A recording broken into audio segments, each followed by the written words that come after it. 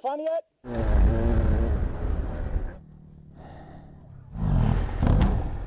Welcome to Barstow to Vegas.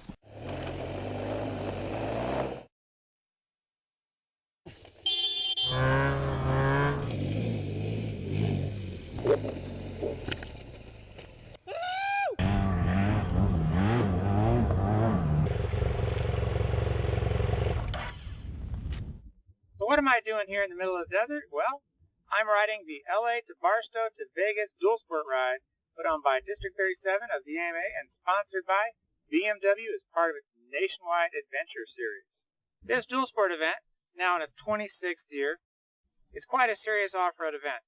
Actually goes from somewhere around LA or Palmdale in the desert all the way to Barstow on its first day, and the next day it goes from Barstow all the way to Las Vegas. It's a tradition. Kind of started as a protest ride when they ended the Barstow to Vegas race, but so much since then it's just become a ride of its own. It's just a ride for those who want to put on many, many miles in the desert over a course of 1 or 2 days. You have your choice. And you find a lot of ex-racers, ex-desert racers, ex-motocrossers, people that just love to ride and are not competing anymore. They just want to go out and ride. And a lot of them want to ride, well, serious terrain. This year's ride is proving to be quite tough with so much sand you just can't believe it. Sandwash after sandwash, whoop after whoop, endless sandbogs, and that seems to be the majority of the course this year. Now towards the end of day 2, there's Red Rock Canyon. People actually come from across the country to ride this event.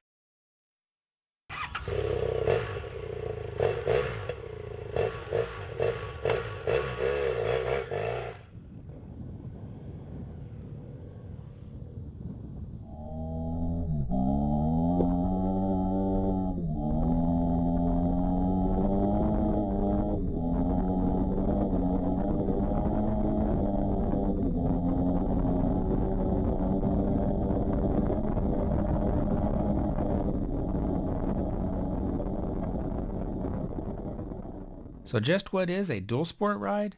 Well, a dual sport ride is basically a go-at-your-own-pace guided tour. These rides are done on off-road capable motorcycles that must be street legal. This configuration allows dirt sections to be tied together with pavement, allowing you to experience a lot of different areas of off-road riding. It's not a race. It's not a competition. There's no prize for being first because there is no first. It's a go-at-your-own-pace ride, and you're guided by what's provided in the way of a roll chart, which tells you turn right 2.5 miles, turn left 2.75 miles. So you're guided by the roll chart where you turn and where you go. The Barstow to Vegas ride is known for a couple of things, one of them being the great distances the ride covers. The other would be possibly the world's longest roll chart. I think one year we measured 15 feet in length. The Barstow to Vegas ride is also known for typically being one of the most difficult rides on the schedule. This is by way of the nature of the ride itself, covering deep sand and desert rocks. It's certainly not a ride for beginners or those weak of heart.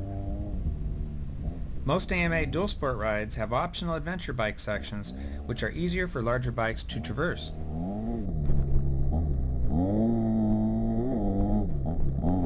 The adventure routes on this year's ride were hard, even for dirt bikes, because of the deep sand.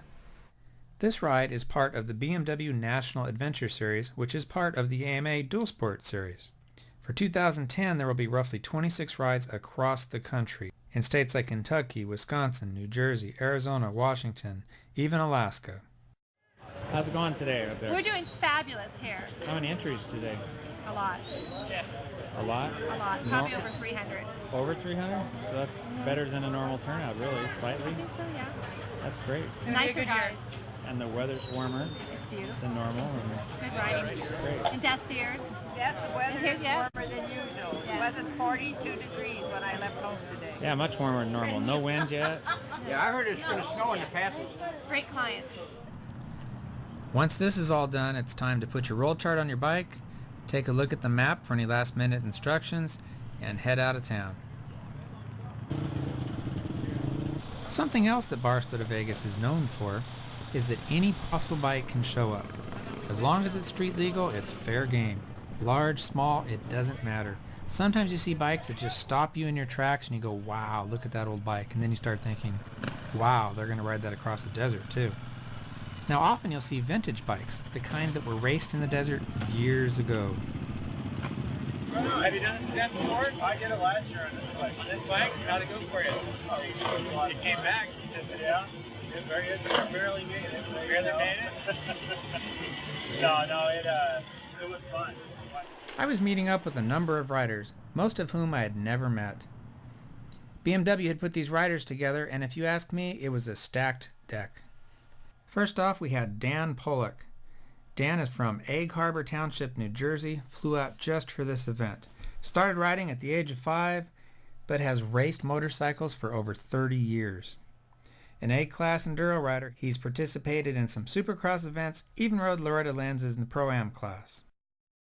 Next we have Mike Bradway from Vineland, New Jersey. He flew out for this event as well. Now Mike was the 2007 East Coast Enduro Champion, and he's been racing motorcycles for 33 years. In fact, just before flying out for the Barstow to Vegas ride, he took 6th overall in Enduro behind people like Mike Lafferty. Mike has also done some motocross racing, including racing at Loretta Lynn's, a professional jet ski racer as well. Next we have Chris McNeil, better known as Teach by everybody. I guess this is because at one point he was a teacher, but now he's a professional freestyle rider who's sponsored by BMW. Teach, is from Discovery Bay, California, and he can be found putting on freestyle shows across the U.S. Next, we had Helli Kornton. Helli's been setting up and riding GS's for many, many years. In fact, he's the guy in the TV commercial, the old one where they jumped the 1150 GS into the water. That's him. When he's not riding motorcycles, Helli sets up camera bikes for live feed television. We had riders from out of state on borrowed bikes, so there was a lot of bikes set up to do the morning of the ride. One of the cardinal sins for this ride is to leave late. There's just too many miles to cover and too much fun to be had. So what did we do? We left late. Very late. So late, in fact, the sweep riders were telling us to get our butts in gear and get on the road.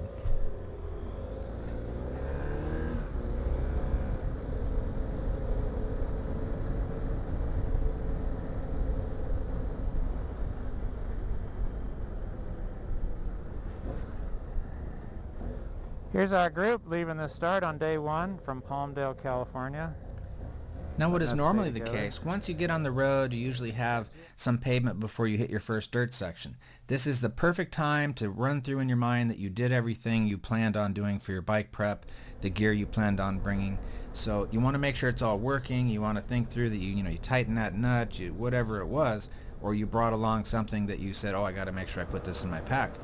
It also is a great time for learning you forgot to do something like that, and hopefully it's something you can live without. Once we hit the first dirt section, the boys from the east got a chance to feel what their bike was like in the dirt. They also learned that it was going to be a very, very dusty day. It's so dusty. But it didn't help that Dan almost hit 2 coyotes right off the bat. Dude, I was doing almost 100 down there, and 2 coyotes went ripping across. I almost got the one.